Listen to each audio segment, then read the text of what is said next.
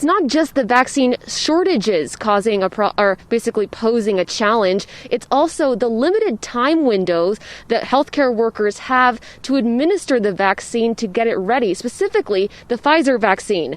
I set out to learn the journey of the little glass vial.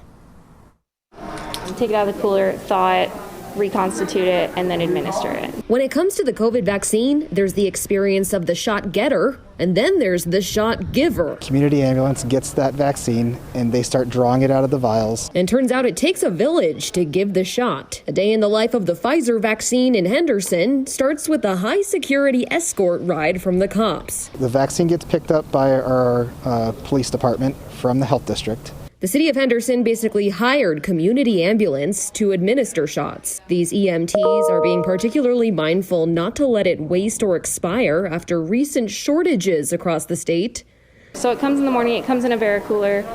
The cooler is temperature controlled throughout the whole day. Once the Pfizer vaccine is taken out of that cooler, it is in a concentrated form and has a 15-minute thaw process. After that thaw process is completed, it has a 2-hour window, at which point the saline is added as a diluent to the concentrated amount. The saline basically activates the Pfizer vaccine in that 2-hour window. But once it's activated, the clock starts again. After it's drawn, it's only a certain amount of time that they can be out of there. 6 hours to be exact. Once it is diluted, that vaccine at that point then has a 6-hour window, at which point it can be drawn into individual syringes that are then administered by our company to people that are brought in.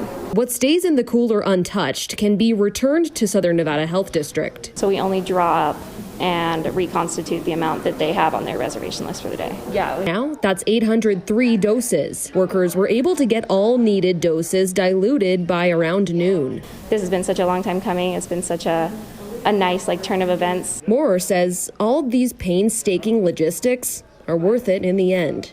Healthcare is definitely taken a big hit as far as emotionally and mentally, and so this is kind of one of those situations where we don't get very often to be to see through the good guy side and to really kind of get that closure on a situation that kind of feels like to everyone is kind of so out of their control. Now, even though second dose appointments technically mirror the first dose appointments at this site, Hines tells me that they're bringing fewer vaccines into this facility this week because they're anticipating some people to have already gotten their second dose elsewhere, and they don't want to take too many vaccines from the Southern Nevada Health District. Reporting live, I'm Maddie White, Fox 5 News, local, Las Vegas.